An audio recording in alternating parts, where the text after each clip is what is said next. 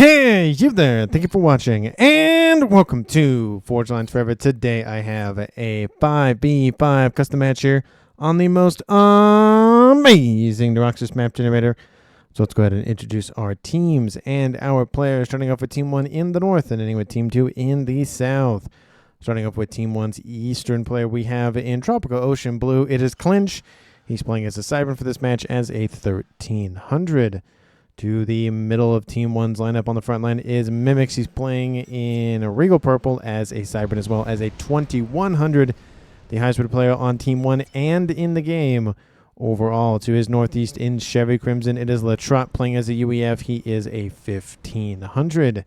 In Forest Green to his west is the Aeon of Quiet Storm. He is a 1700. And last but not least for Team 1 in orange, the color orange, another Aeon is Ecotan. He is a 1200 or Ecotan, depending on how you pronounce the E and the CH and the whatnot. So for Team 1's side of the map, they have 2 Aeons, 2 Cyberns, and a UEF. No Seraphim Tech for Team 1. Starting off with Team 2's western player, we have in Imperial Gray, it is Trottel playing as a Cybern. He is a 1400. And next door to him, his teammate in Batman Gray, it is Seal Force playing as a Cybern as well as a 1500. So the 2 Cyberns are both in gray. To his east, we have in Lightish Red Pink, it is Velorone playing as a UEF. He is a 1600. And rounding out the backline in Pac-Man Yellow, it is Composite playing as an Aeon. He is a 1200. And for Team 2's frontline, the one and only Seraphim of the game in Ruby Red, it is a Yoji playing as a 2000 rated player, the highest rated player on Team 2. So for their side of the map being Team 2, they have one of each of the factions with 2 Cyberns. And again, the only Seraphim is on Team 2. Team 1, of course, then lacking that Seraphim tech. But they make up for it with a little bit more Aeon versus Team 2. And for these 10 players on the map, let's take a look at the reclaim situation. Currently sitting at 41,000 mass and reclaim makes it 4.1k mass per player. A definite worthy amount to write home about. And there's just a lot of it everywhere. When I say a lot of it, 500, 600, 700, 800s, nothing over 1,000, but there is a lot of it just the everywhere. And the map in terms of mexes reflects that as well. You can just take a look at all the green marks, and then I get rid of all the green marks for the reclaim, and that's the mexes. They are just the everywhere. So I expect ecos to scale very, very quickly in this game. Taking a look at the main clumpage of mexes outside of the main bases, of course, there are 4 Trimex positions on the front line, along as another one right here, and then one in the back line in the northeastern corner with another Trimex over here, and just a splattering of mexes between that front line and back line and even further back behind there. So lots of safety mexes. Definitely going to be worried about any sort of transporting units over this way. There's a little bit of an avenue, but it's not going to be that much viable to go this way if you can just go that way and just cut off that tiny little excess of a ramp. In terms of the other geological impediments, there's really nothing in this game. A little bit of hills over here to the east, but it's pretty much another flat map in the middle. So it's going to be just big land battle, crash units into one another, call it a day. There are a couple of civilian structures. We already see Team 1's Latrots going after this little section of Aeon facilities. A couple of Team 1 PD. That's it. It's not the UEF ones where they're a bigger facility. It's the small ones. So pretty easy to take out. A little bit extra reclaim from those facilities, of course. And that's really about it. Not going to be a huge impediment. But, of course, it is something to deal with nonetheless. Taking a look at where players are headed off to in this game. It looks like everybody from Team 1 and everybody except for Team 2's Seal Force have left their main base. I do expect him to leave at some point. Actually, oh no, he's right here mixed in the yellows. Like, wait, where is a composite? But he's on the moving towards the front line as well. So everybody's moving to get that reclaim, to get those mexes. And there is kind of just a no man's land of mexes. There's just maybe 1 or 2 off down the equator line. But for the most part, it's going to be incredibly more expensive to try to not only take, but then hold those sets of mechs if you're, Team 2's perspective going to Team 1 side and then vice versa. So it's going to be a little bit more focused on just wiping out the stuff. Maybe they'll take it, maybe they won't. But if you commit to it, you definitely want to take it and keep it and not just wipe it out and then go back to base. You just leave that stuff for your opponent to scoop up. And a lot of times your forces, some of them don't go back home. So all that reclaim from those wrecks sit on their side of the map, and it's just not great trading value. So again, it just depends on what the player's priorities are in this game. Gun speed started for composite on the eastern side. So first gun upgrade has made its appearance. It is an Aeon one, so it's split between the speed and range. We'll see if he goes for range. If he's going to go for speed, he's going to go for range. Very rarely do you see them go for speed and not go for range. We do see a nice little T1 Mantis running around for Mimics, going after Yoji's Tham. Looks like they're having a sort of unfortunate discussion where the Mantis got, essentially overwritten by all of the Thams, talking about the best weapon systems on board the Seraphim or Cybern units. We do see gun started for Latrot. His is gun damage and range, and he clinches pushing in on the eastern side. Really unopposed over here, and that's partially due to the fact that composite's all the way back here, but he does have the speed done. Now he's going for range. Once that's done, he will probably be able to push in against clinch a little bit, but does have to be careful against Latrot because it's essentially a 2v1 on this eastern side for now. We do see CO forces moving, so everybody has left their main bases in some degree. We do see a counter pushing in by Latrot, so I kind of see this trend where Team 2 is probably going to grab more of the western side, Team 1's going to grab more of the eastern side, and kind of turn this game into more of a northeast versus southwest versus a kind of more north to south kind of deviation of the map. We do see gun started for Mimics in the middle, so two upgrades for Team 1, one for Team 2. All of them have been gun. We'll see if anybody else in the game goes for T2. Still have a lot of reclaim to scoop up, but a lot of those bigger numbers are starting to disappear off the map. In terms of total reclaim so far, we're at 30,000 total, divvied up evenly so far, barely even between the two teams. T2 is started for Yoji in the middle, so it's going to be more offensive oriented for Team 1 and more defensive, more utilitarian, not utilitarian, but utility for T2. I don't know why I always want to say utilitarian when it comes to saying utility, just because it, I guess, rolls off the tongue, but that's just where my brain goes to. Looks like the PD are gone, and now those Medusa are just killing off all of those civilian structures. I would assume that they evacuated them because that's going to be awkward. T2 started on board. No, it's already been on board. About half done here for Yoji now. Gun actually being outpaced by the T2 upgrade. So if Team 2 was pushing, the gun would probably finish before Yoji would get there anyways. But it is nice they have a little bit of a leg up when it comes of just getting upgrades done and over with. We do see Composite going up against a hefty amount of T1 forces. This isn't enough to kill him outright. There's about 23 tanks, so with the gun speed and range upgrades on boards, he'll be able to wipe out some of them before he even get into firing range. But does have to be careful because he'll probably get wiped down to maybe 50-ish% of his hit points. He does have a set of forces stacked up on this approach on the eastern side, so he's more concerned with any sort of hook maneuvers around that eastern side when he is a frontal approach. We do see he's moving a little bit closer to go after those forces, and then we do see that Latrot pulls his forces back, so we're not going to engage for now, being a little bit more cagey, which is fine because you're not just going to give your opponent veterancy and reclaim. It's that easy. Team 2 on the western side, Trotto pushing in, has crossed the equator of the map, so he's over that 50% mark from the south to the north. Nano started for Mimics. He already has speed on board.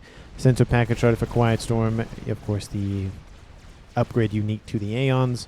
The Aeons have not a terrible amount of unique upgrades, but they have a unique upgrade system where they have the gun upgrade specifically is split between speed and range, and then it's advanced range, so they have that. And then they have two shields. They have the regular shield and the heavy shield, and then they have the chrono dampener, and they have the sensor package. So they have a lot of a variety of upgrades the UEF, the Cyberin, the Seraphim. They have teleporters. Everybody has a gun upgrade, at least in some degree.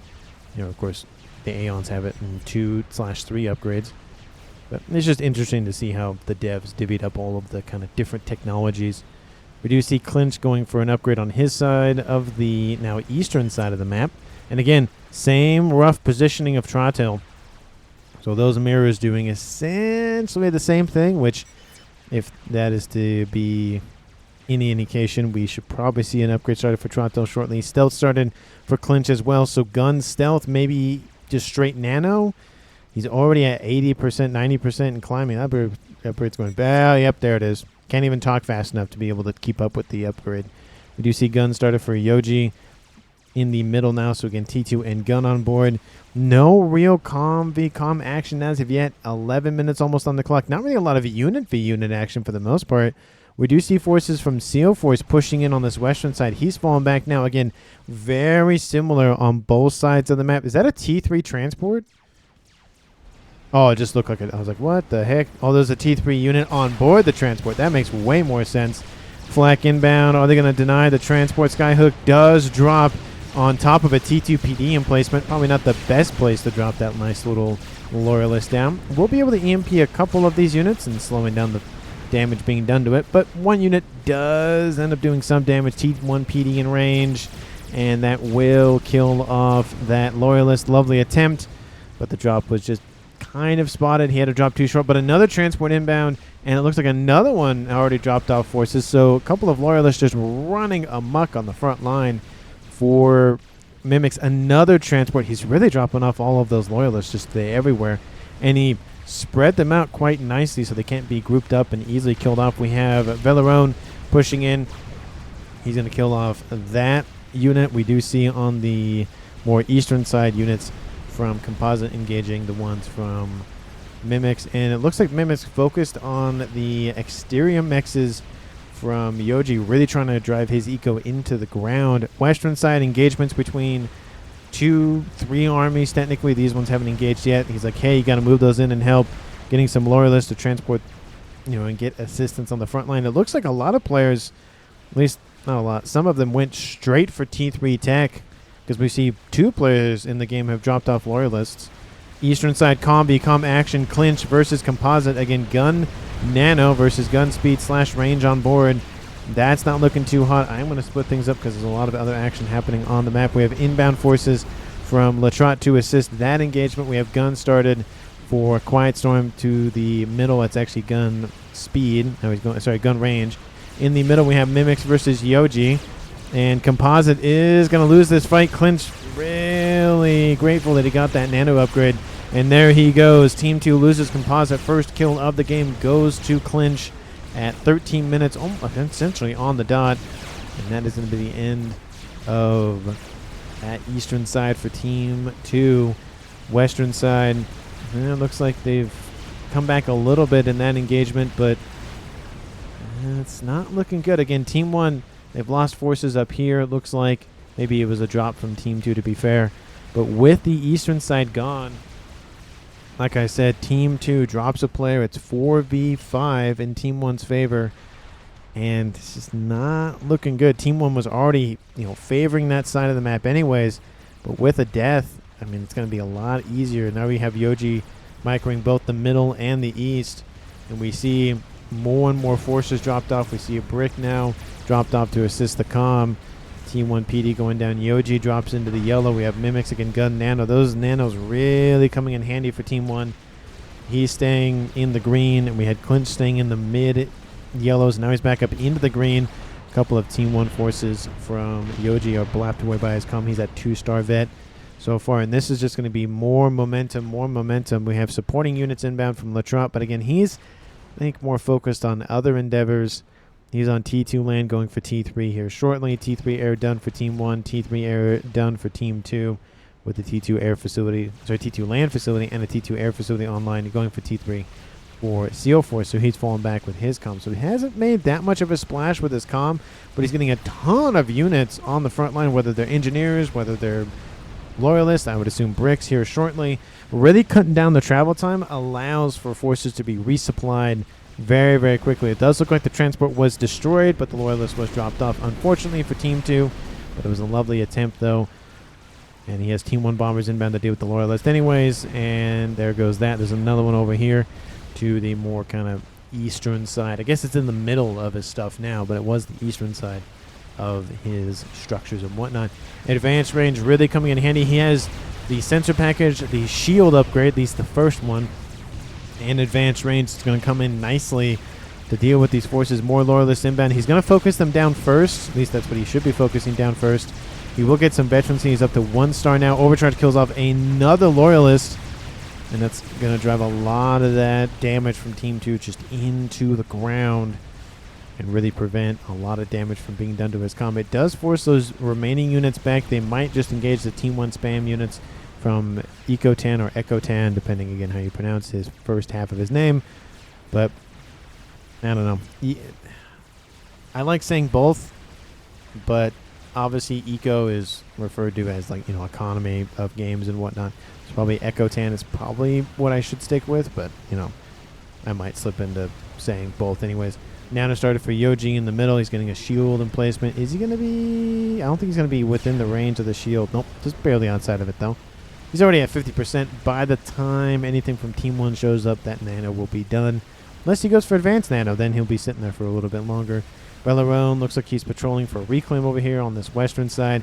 More transporting from Team 2. I just love to see it because look at how fast he can respond to what's going on. And he's keeping the pressure. He is so far away from that front line that he needs transports to constantly ferry units across the map. We do have Trotto. No upgrades on board his comm. I'm a little concerned, especially being almost 20 minutes on the clock. Not having any upgrades, even if it's not even just a gun upgrade, or even T2, just something. Just, I feel like he might get sniped by Team 1 here shortly if he's not too careful. Splash started on board. Yoji's comm, he swapped up that T2 upgrade. But Mimics is going to be killed off by his Autumns anyways, so Splash not really necessary, but needed just in case. That's going to be a nice little counter kill. The highest rate of play on Team 2 kills the highest rate of play on Team 1 in the game overall. And that's a huge benefit because that's a lot of, you know, experience, a lot of, you know, time and effort in this game wiped out. Now he's still in the game technically. He's not out of it just yet. He can still help from beyond the grave, pinging, doing a nice little essential visual work when it comes to, you know, when spy planes or satellites or whatever fly over top. He's like, hey, there's a thing there. Hey, you should watch out for this thing. Here are the SMDs here. That kind of nukes here, that kind of thing. He can help out in that way. We do see a nice little comm of Vela. Actually, no, not Vela runs on Team 2. Never mind. I was like, wait, why does that look weird? But it's Chevy Crimson, not Chevy Crimson, but Forest Green, Quiet Storm dropped off a brick. And that's partially probably a brick from Mimics anyways. Like, why does that look weird? But anyway, Team 2 now at 4 players to 4 players for Team 1. So it's an even game at 18 minutes.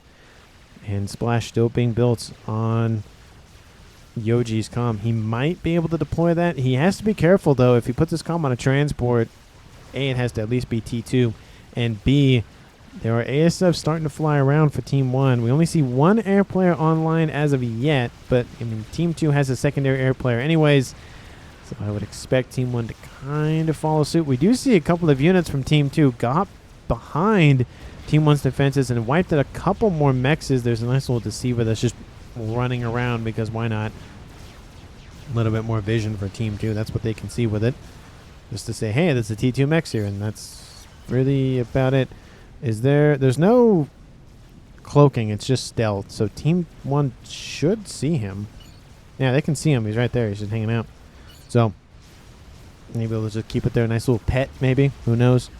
Western side, we see Quiet Storm kind of more shifting more to the eastern side now. He has a little bit of a wall section up.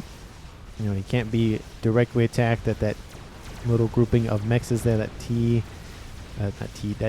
soon to be T3, I would presume, Trimex position. And there's an Omni there, so he definitely wants to protect that. Western side, Interceptors engage. Nothing really too crazy, though. ASFs are inbound, so even if Team 2 wins that fight, it's not going to work out. We have a bunch of Loyalists on the eastern side. Harbinger going to wipe out that maybe last little Loyalist or two, and that's about it. But it's more of a delaying tactic. Another Harbinger online. Another one about to be in range. We have T1 Bombers over top, slowly depleting all the HP for all of the other Loyalists. Again, T3 units are... they're not immune to not T3, but they're not immune to EMPs. They're immune to the secondary weapons on board the Loyalists, the ones that have nice little martyrdom, the little kind of red explosion. They're not immune to that. It doesn't last very long, but it's still there, so just food for thought there. That's why those EMPs don't really work. Well, this is the main weapon systems on board. We do see Latrot hanging out in this little Trimex position and a couple of Othams running around. That is Team 1's mechs, not Team 2's mechs, so I don't know why they didn't go after that. But, you know, Team 1 at 800, Team 2 at 700 mass income at 20 minutes. Not looking too terrible for Team 2 in terms of eco, but 25 mass per player ahead isn't a terrible amount to think about when you think about it. That's essentially one T3 single ringed mechs. It's not great, but it's not terrible. And in terms of leaders of the eco, we have Quiet Storm at 300, almost 400, excuse me. And then Team 2, we have Yoji at 200, Velarun at almost 200, and then Seal Force at almost 200. So again, Team 1 more of the kind of outliers, and Team 2 more of the averages, which kind of follows their ranking averages as well, in terms of 2100, 2000. But again, it's almost the same. You have one higher rated player, you have kind of a medium rated player, and then you have another medium rated player, and then a couple of more middle-ish. It's like kind of lower medium. Again, the ranking system isn't exactly a defined, like you are a pro at this level, you are a Joe at this level. It's more of a guideline than actual rules kind of thing. So, and I've had some of you tell me that 1500 pro rating probably should be upped a little bit to more maybe 1700, but I'm not the one to make that call.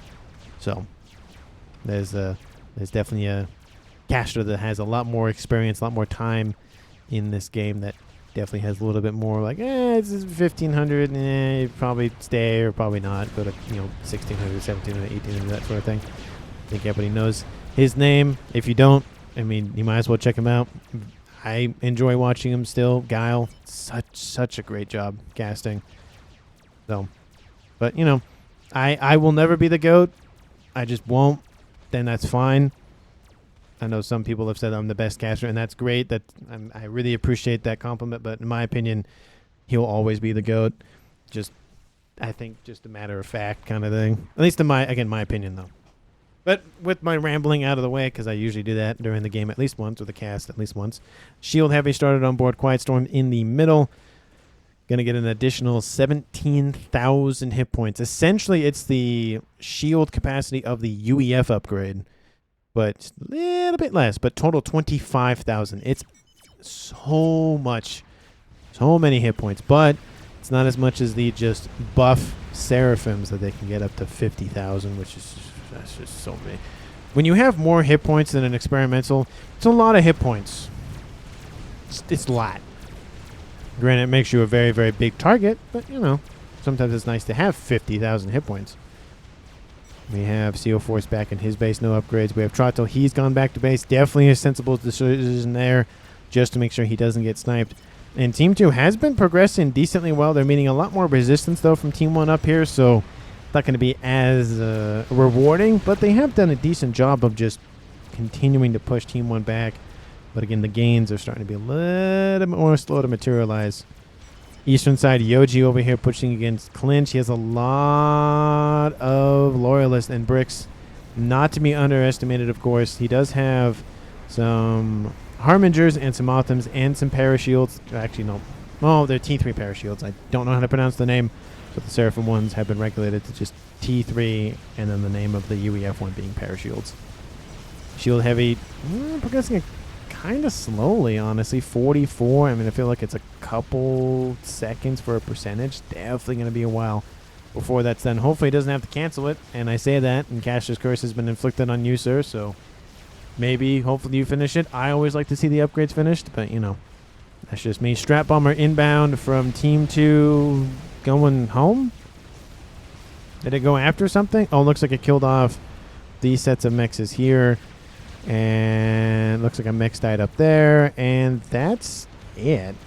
It's really staying regulated to more the front line, because if it goes inward, it's going to get hit by those ASFs and it's going to die. So great use of the Strat Bomber, not just setting it in to kill off maybe a T3 mix. Goes after more of the vulnerable T2s, single ringed or not. And then maybe it's going to push a little bit into clinch his base. He does have some T3 engineers stacked up, so you can easily build some SAM sites or some T3 AA sites. But I mean, at a bare minimum, he's not doing that just yet. We see Latrot just reclaiming an Otham, and we see Clinch rebuilding his mechs there. Western side, Bricks really starting to chew through the more squishier front line for Team 1. A lot of the spam units, they've been slowly eating away all the T3s anyways. Not a lot of Percys for both teams. Latrot over here on this eastern side, and then Velarone is in the air slot, so he's not going to be building land units for the most part. He does have a T2 one. I would love to see just maybe some T3 tech donated over to somebody to build Percys, but that's just me being a Percy fanboy, and that's going to be that. Anyway, Team 2 could probably consolidate these forces into one player controlling them to micro them. They're both Cybrans, so you might as well. And then you can have maybe a player focus on this more northern-ish side, or just rebuild this position or build this position, and have one player focus on just keep pushing. But look at this, 89%, 90%, and climbing a little bit faster now. So he is going to finish that upgrade, so I did not curse him. But, you know, there's the likelihood that a caster, myself, curses a player or a structure or a unit or whatever, kind of high at least one time. At least two times. At least two times. I'll say it most likely happens at least once. But the fact that it happens one time usually leads to the fact that it happens the second time. Causality and all that stuff. T2 started on board Velarone's comm. He has 1-star veterancy as well. Has 2 strat bombers. I think those are the same strats. No, not the same strats. If they didn't even do any damage, which is entirely possible. But I feel like they killed off those mexes, so I would assume, yeah. Oop, nope, those are not. Those are PDs. No, I don't see any 1,000 wreck. Oh, no, nope, that's not one. Dang it. Well, I don't see 1,000 wreck anyway, so... Weird. I feel like those mexes were taken out. I mean, maybe they were taken out by that Otham, but the Strat Bombers were dropping payloads over there, so kind of strange to not see any mass killed with them, and then even that, not see any wrecks, but maybe Team 1's Clinch already scooped them up. That is an amazing amount of loyalists. 54 loyalists.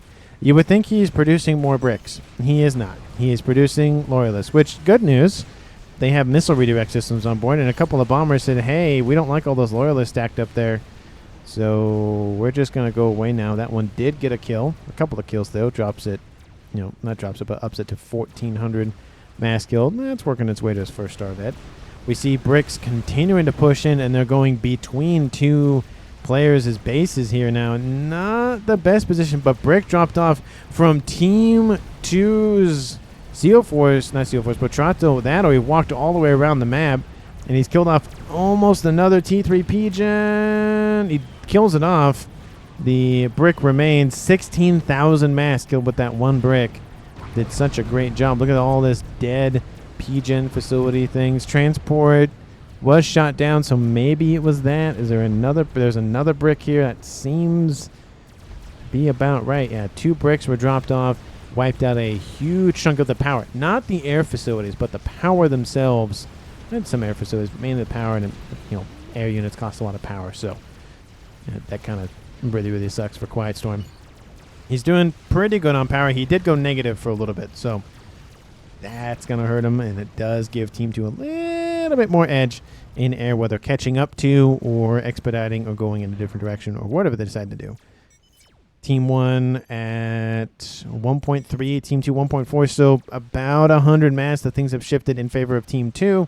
But again, 100 mass divided up by 4 is 25. That's a single ringed T3 max. Actually, a tiny bit less than that, to be fair. It's not really a lot in terms of the disparity. it's still, we're talking about 600 plus for Quiet Storm, 500 plus for Yoji, and both those players do have dual bases. But CO Force on one base himself at 400. So he's the third highest in terms of eco. Granted, we know that. They don't know that, at least right now, but we know that. So that's going to provide him a lot of disposable income for other projects. And I see one. Yep, there's the GC up there. I was wondering where that experimental went. But no other ones for Team 1. GC online for Yoji. We have a Fat Boy online. It looks like it was maybe built by Velarone because it's coming from that base, and there's a lot of engineers here. So maybe he doesn't have that big of an air grid. Again, the one thing I don't like about air grids, of course, is they become boxy, and because they become boxy, they become very volatile in terms of cascading. So definitely get shielding. If you're going to make it a thin little column, you can do that, but you'd have to build more stuff. And it's just the whole, do you take the risk in building a big giant box that can easily cascade, or are you going to do a thin column that doesn't cascade very well, where you need to take more time in mass because you're not sharing the PGen, you're not sharing the air facility, that sort of thing, with other structures for that adjacency bonuses and whatnot. There is a give and take with this game, which is one of the reasons why I love it. It's like, hey, you can get a bonus. It's going to come at some risk, but you can get a bonus. Eastern side, GC. There's a lot of Loyalists still here. And if they were bricks, they could easily wipe out that GC. If they were Percy's, they could really easily wipe out that GC. But Loyalists, they don't have as much DPS or health. So the GC might just engage and just call it a day. But that is an incredible amount of Loyalists. That's a lot. A lot of Loyalists. Nuke online for Team 1's Latrot, and it's almost half loaded. Team 2, have you spotted it? Yes, you have. It's not pinged, but IQ Grid says, somebody said that. The grid has been pretty much rebuilt. This little section has been rebuilt, but the pigeons in the middle haven't yet. But Team 1 still had a bigger air grid, and they kind of still do, even after the engagement earlier. Secondary air grid coming online now for CO Force. So he's going to help out in air. He might just produce gunships, maybe. But it looks like he's going to focus on maybe actually engineer production and just build a bunch of megawatts and call it a day. No big ticket items. Yoji getting 2 SMDs online. So one to protect this side, one to protect this side, and of course protects the air grid. No SMD yet and no SMD yet, which maybe makes me think the nuke is going to go this way. Because this SMD might be loaded in time. This SMD will definitely be loaded in time. What we see down the more middle and mid-east, there's 2 main forces. The main one and the secondary main one. A couple of Othams inbound going after a brick. We have more bricks inbound from Quiet Storm. 31 minutes on the clock. Things are starting to heat up. Team 1 has pushed back considerably. There is that GC now approaching the front line. It's taken a decent amount of time to get here, but it's here. Nice little soothsayer. Bricks are inbound. We have more bricks being dropped off by CO Force grab. The transport didn't get grabbed because that would have been sad for it and the unit on board. Another nuke actually on board for Clinch. It's loaded, fired, ready to go. The air grid is the target. Will the SMD load in time? I don't think... no, it will not load in time. Well, actually, that one is loaded in time. The other one will not load in time. There's the path. It might actually have... No, did it clip the SMD? There's no way it clipped the SMD ring. Oh, it's... There's a tiny gap, but I don't think it can clip it. Look at that. So if this SMD loads in time, which of course it won't, it would have saved the air grid, but it's not going to, so that's going to be a nice win. SMD online way too late, I think. It's already half loaded, to be fair, but that's the PSA to build your own SMDs. Air grid is going to go to the way of the Dodo Bird and the T2 land headquarters. That's going to hurt. And as always, boom! Couple of T3 mechs survived. All the mass fabs did not. A huge win for Team 1. And that's going to put Team 1 in the lead for air for a while. And let's see, 60-something thousand mass killed? 67,000. Hey, I had, a 10,000 rough buffer. Second nuke about to be loaded for Latrot. And that might be targeted over here. But this SMD will be loaded in time. That one is loaded, so It's going to be more directed in this direction, and it might get clipped if it goes after Seal Force. It will not get clipped if it goes after but Trottil. He's upgrading some T3 mixes as we speak. In the middle, we have that GC. Still, Clinch's forces continue to backtrack to intercept the GC, and it does allow Team 2 to push a little bit more in on that more eastern side. But we have a bunch of forces going full north. The the GC was killed and then immediately reclaimed, it looks like, because I don't even see the wreck anymore. So nice grab there from Team 2 for reclaim-wise. Team 1 still in the lead for Eco, but again, staying at about 100 mass a second with a nuke in the air. Team 1 at 4 plays left. Team 2 at 4 plays left as well. They lost Composite. Team 1 lost Mimics. Team 2 just received a nuke to the air grid. Maybe they're going to receive another nuke. Let me know down in the comments who you think is going to currently win this game. Of course, if you haven't done so already, please like the video and subscribe to the channel. And as always, thank you so much for watching this point in the video. Hopefully you have enjoyed. And if you have, please let me know. And SMD does shoot down the nuke, so take that into consideration. But it is now not loaded, so if Team 1 has another nuke, that's not going to be good for the OG's base. But again, thank you so much for watching. I really, really do appreciate it. And look, nuke is outbound. Where is this one going? It's going for Yoji's base. Yeah, oh, that's not good. That is not good for Team 2's Yoji. That's his main base. That's going to hurt. That's a lot of dead eco. That's going to drop it to probably 1.6 to 1.6, maybe 1.6 to 1.7. Favor for Team 1. Bricks continue to push. Quiet Storm needs to be careful. He's on the front line. There's a lot of bricks near him, and there's that GC being eviscerated by gunships. I think the Fat Boy's back there. Nuke is still inbound. It's not going to be built in time. Or sorry, loaded in time. And GC, the friends don't know how to play. Destroyed your opponent. What did you do? Decided to do nothing. Says Trottil. There goes the nuke. Kaboom! Wipes out that base for Yoji. Drops it to 1.5. That's Team 1. 1.6. But we still have a continuing push from Team 2 on the ground. And they're going straight for the back. We have another possible air grid that, might get singed. We have a GC there. Gunships inbound. But the base here for Ekotan is no. So Team 1's making some strides with longer range tech. Team 2's making some strides with more ground tech. And this is not good for either players for different reasons. Just so many bricks. He's got to get out of there. Nobody else has died, so we've only had first kills for each team, and that's it. Now we have Bricks next to Quiet Storm. He's lost the shielding, but looks like he's being ignored for the most part, focusing on everything else next to him. Most of the PD have been dealt with. There's still some Team 1s that have to be dealt with, but Pigeons are gone. T3 land headquarters is gone. Oh, that's not good. Oh, there's a Pigeon right there. Don't stand next to it while you walk by it. Nuke is inbound, so a third nuke from Clinch? Jeez, he's loading that fast. Dang, 121,000 mass kill. He's going to go for this base. SMD, it was built and it's half loaded, but ooh, that's going to be close. Base here for Ekotan is pretty much going. He has a T2 transport. Get out of there. And he will get out of there, but his base, at least his core mixes and all that is dead and gone. Transport still not picking him up. He's like, nope, I'm just going to wait. Brick's going to be pushed away anyways. Pushed down the middle is thwarted by Team 1, but look at how far they got. They got essentially to the air grid. We have a Fat Boy still existing. Lots of AA protecting it. Some shields as well.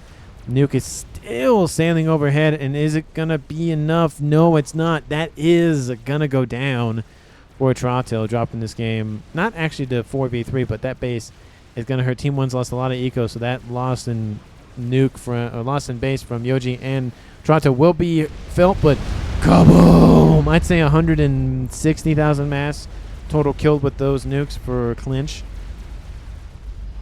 162. Wow, that's really darn close. Jeez. And he's not really assisting this nuke, but he's going for Quantum Gateway. Yeah, look at that thing load. Shoot, that's going to launch another nuke here shortly. Is Team 1 just going to bury Team 2 in nukes and call it a day? Hey, I don't mind. I get to say kaboom a lot. There's been some matches recently I haven't really been able to say that, so it's been nice to just say kaboom a bunch of times. New air grid being built in the ruins of the old one. SMD is loaded. Love to see it. SMD is not loaded. SMD is loaded. SMD, I would assume, is not loaded. Why is that not loaded? Why do you have 4 SMDs? I mean, yeah, you can passively load. You're not facing against a YOLO yet. Actually, you can't because Team 1 doesn't have Seraphim tech. Doesn't mean they can't try to steal it, but, you know. That rarely happens that one team steals tech from the other one. And there goes another nuke. So that's a frontline base gun. We have a crab. He's going to be out of range. Second crab is going to be denied. That's going to hurt because it's half done almost.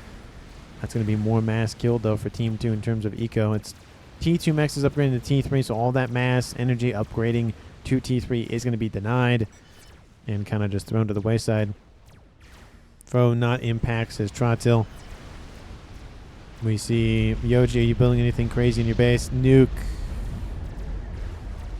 Trotil control K's actually. He just was like, I'm done. I'm getting out of here. And it's now a 4v3 in Team 1's favor. And here comes the nuke. Oh, it's not. If it gets over 70, it will survive, but it probably will not. Kaboom! There it goes. Oh, look, a couple of the mechs survived, surprisingly. It looks like they went after the crab producing facility infrastructure, not necessarily the mechs themselves. But with that, everything remaining from Trotil either goes to Yoji or it goes to CO Force. And I don't particularly like the Control Kang for that kind of reason. Again, I'm somebody that either you stick with it to the end if you can. Sometimes connection issues happen. That's something that can't... I mean, you can try to prevent it all you want, but good luck. Internet's kind of just a thing sometimes. It's a pain. And then sometimes, you know, if you run out of stuff, you know, you have just your comm, those are situations where it's like, yeah, if you want to just Control K and then, you know, kind of stay in the game but play more of a, you know, hey, there's a thing there, I spy, perfectly fine. But I get the frustration, I really do. But at the same time, it's kind of a hard situation to be in.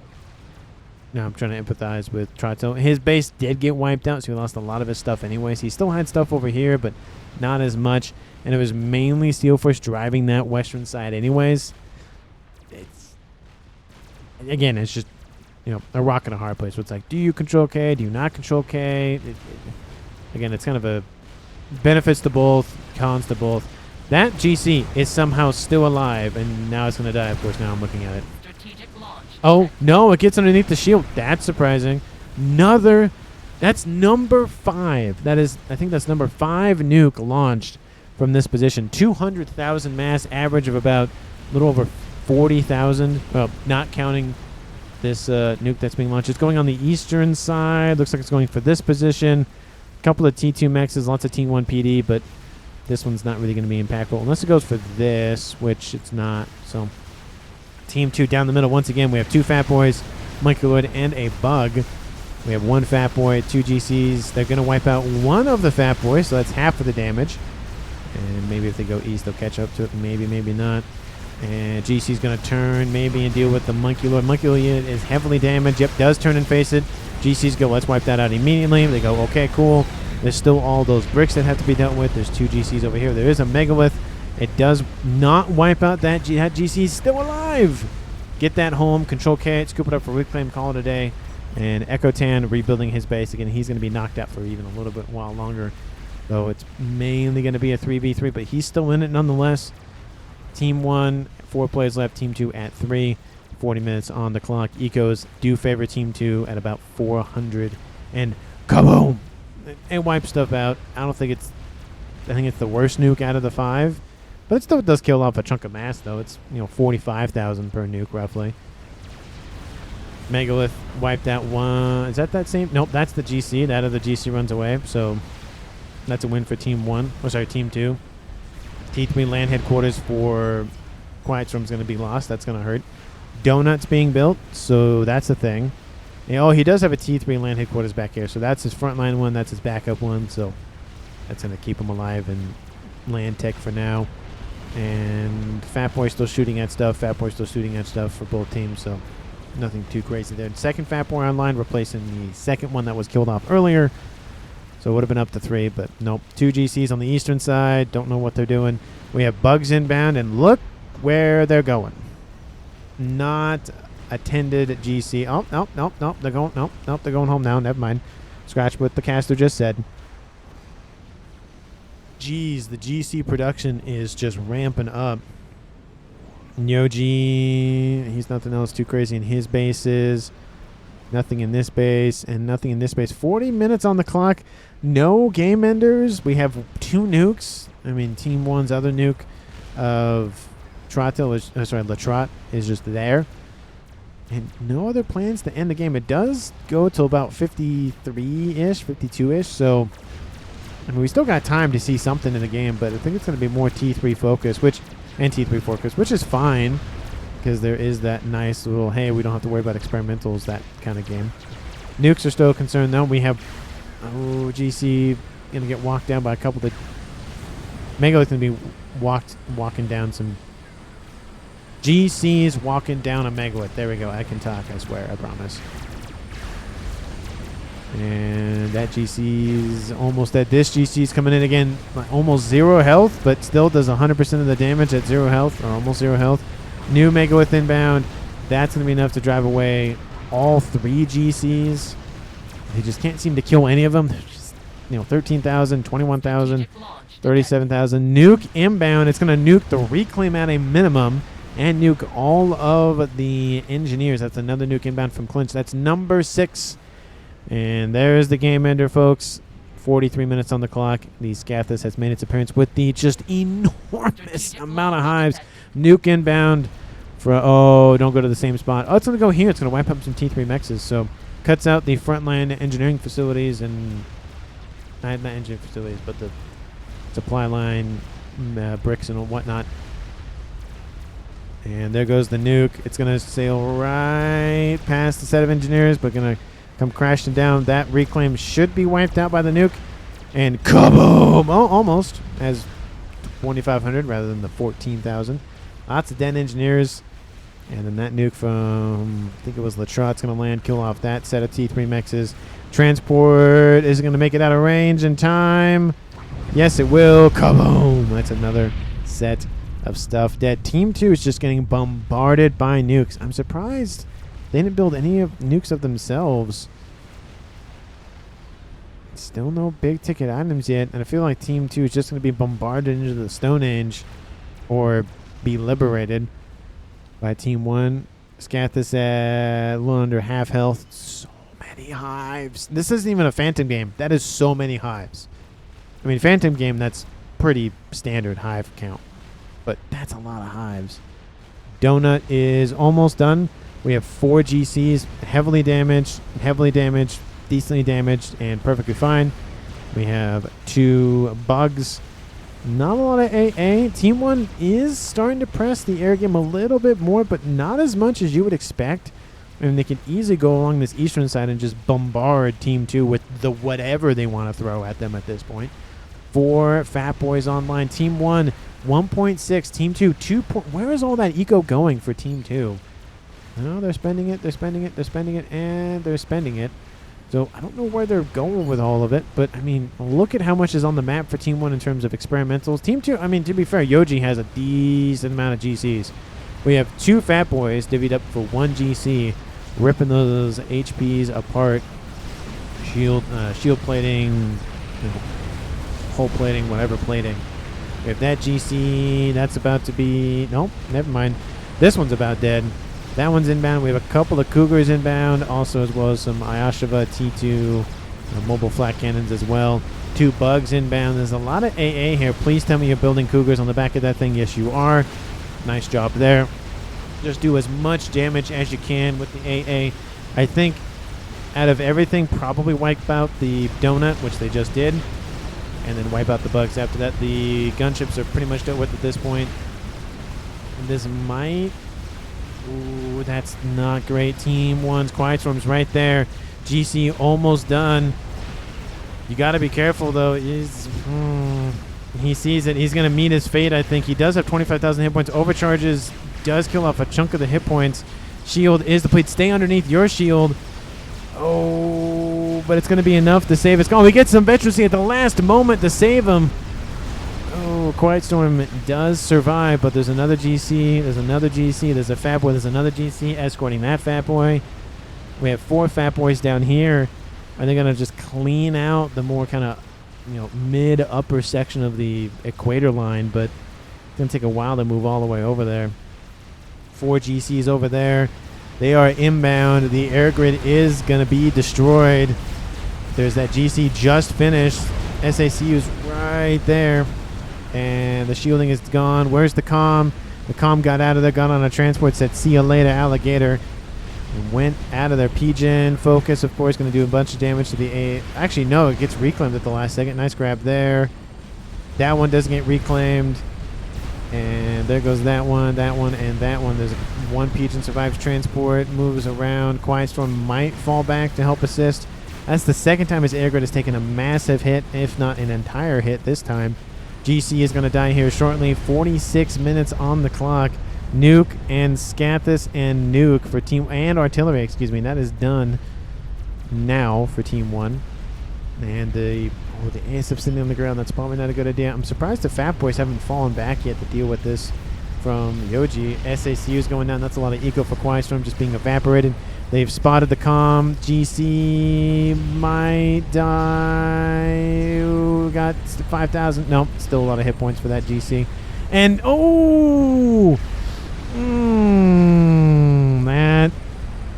that wasn't good to watch because the explosion from Quiet Storm's comm wipes out a chunk of his own ASFs. Ooh, that's gotta hurt. And he was asking for E to probably overcharge that GC, but I don't think anybody responded in time. I don't think a lot of players. No, Latron had some power, not a lot, but Clinch could have. He probably could have had enough. But now we have GCs moving in on Latrot's base, and now it's going to be a slow death for Team 1's backline. Still, the 4 Fat Boys have not fallen back yet. Reclaim on the map, currently sitting at almost 500,000 mass. We had that game, I think it was yesterday, that almost had 1 million mass. This is 500,000. And 2 GCs, I mean, it's not enough firepower for Team 1 to deal with. Latrot just going to... Actually, he's just going to control K. He's not going to give the credit to Yoji for that kill. And GC's going to wipe out this base. They might make it to here. There's Fat Boys. There's monkeys being built incredibly quickly now. Scathis is done. Nuke is being loaded. And it's probably going to be a point defense nuke. This nuke is gone. It did do its job, though. Artillery just finishes with its PGen expansion. But, yeah, probably got a couple of shots off. The Scathis is going to be the focus, though. Kill off the PGens first because it does the AoE explosion volatile nonsense. You got to keep walking this. This nuke, this Scathis might be the only thing that saves Team 1 at this point because those Scathis shots are inbound. Scathis shots are inbound. Scathis shots because there's only one Scathis shooting. Decent amount of hover drones running around. Decent amount of shield coverage for now. Yoji is the target. He has a donut on. Hey, donut took a hit. Looks like he is the focus of that Scathis. I'm assuming he's targeting the SMD, which the SMD is down, actually, so never mind. Does he have a backup base? No, he doesn't. Not in that base, at least. Does Team 1 have a nuke loaded? Yes, they do. You got to fire that thing sooner rather than later. We have 1, 2, 3, 4, 5 GCs on the southern side. There's really nothing on the ground. There's the 4 Fat Boys, though. That might be enough. But I don't know. Western side looks very, very bad for Team 1. It could come down to it. Just hide the comms for Team 2 kind of thing. Another monkey load about to finish. Ooh, GC not doing damage to the monkey. That's got to hurt. Second GC in range. Third GC in range. That's all the remaining GCs. Third monkey. Oh, we got to back up that Scathis. Does Team 2 even know about the Scathis? No, they know about it. Why aren't you walking for it? Oh, a little bit of crash damage. Almost helps kill off that monkey lord. That one's gone. Another one is being built now. Oh, it's going to be it's going up very quickly, though. We have Fat Boy in range. I feel like these Fat Boys not going home definitely did not help Team 1. Scathis is going to go down to those GCs. And another nuke inbound. Is it point defense? Probably not, because I don't see the little nuke symbol nearby. It's probably going to go for Yoji's position, because I don't think there's an SMD there anymore. Yep, it's going roughly in that direction. And there's the scat that's gone. The nuke does fire off one more payload. Tons of hives go down. And that might be the end of the game for Team 1. 50 minutes on the clock. It looked like Team 1 was doing pretty well, but it's just that one solid push, and then it just kept going and going and going. The Fat Boys not going home definitely was not a great call. And another SSU dies somewhere. Strap Bombers over the top going after, I would assume, Echo Tan, actually going after other things. Here comes the nuke. Yoji, did he move out of range? Yes, he did, because he knew where it was going, but there go the engineers. Kaboom! And Eco Tan's over here. Not Eco Tan. Eco Tan's up there. And Clinch is over there to the east. It's 2v3 in favor for Team 2. There goes Clinch. Control K. Leaving just Echo Tan remaining for Team 1. He rebuilt his base, getting lines of PD. Yeah, wow, says Seal Force. I mean, it definitely was a reversal way longer than hoped. Hey, sometimes, the game goes long. Sometimes the game doesn't go long. It just, depends. And Echo is just going to be shot at by Strat Bombers, and that's probably going to be the end of his time left in this game. He might just dip out, but sometimes players just want to go up in a blaze of glory, and that's perfectly fine with me. And 3. There it is. Team 1 has been defeated at 51.5 minutes in this game. Team 2 wins it. MVPs for me, 100 and oh my goodness, the 108 bricks. Really? That is a lot of bricks. Yeah, that's a lot of bricks.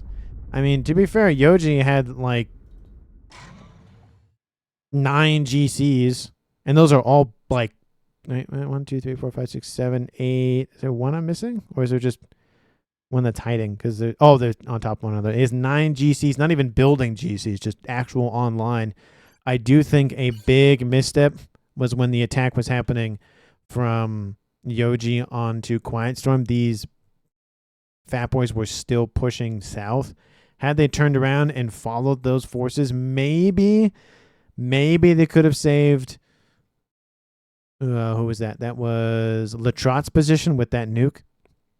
But I also think if they didn't, those GCs from Team 2 definitely would not have reached that Scathis. That would have given them maybe a little bit more time. There were still more forces inbound, to be fair. So maybe those 3 or 4 Fat Boys wouldn't have been enough to force back Team 2. But at a bare minimum, it would have delayed and maybe given just a couple more minutes. The Scathis wouldn't have killed off Yoji. It did kill off this base. Maybe it would have targeted the air grid, but the air grid wasn't the problem for Team 1. The problem was the land. I mean, they just got stomped on by Team 2 for land. I mean, look at this. Just they killed off the entire base for Echo Tan. He got out of there. He rebuilt and then obviously died. And then Team 1 lost the air grid twice. Once to those couple of bricks, and it wasn't all of them, but the second one wiped it out cleanly. And it's just the land definitely was the linchpin for Team 2. So MVPs, I think, got to go between Yoji and Steel Force on that western side. I'm leaning a little bit more towards Yoji. This western side would have collapsed eventually by Steel Force, but the straight down the middle across just demolished Team 1. It was just domino, domino, domino, and then game over. So I think Yoji gets MVP, and he did kill off Mimics pretty early in the game, so he does have that nice little check mark next to his name of killed a player. I don't have an exact, players did these things, and that's why they deserve MVP. It's like I just cast the game and think about it. Maybe I forget things from the beginning of the game. But anyway, just try to have some rough, why I chose him for MVP. But thank you so much for watching. I really do appreciate it, especially with all my rambling with the nonsense. If you haven't done so already, 51 minutes plus in. If you already watched at this point, you might as well leave a like. You might as well subscribe. I really do appreciate it. The channel appreciates it. I appreciate it. And yeah, so thank you so much, and I'll see all of you in the next one.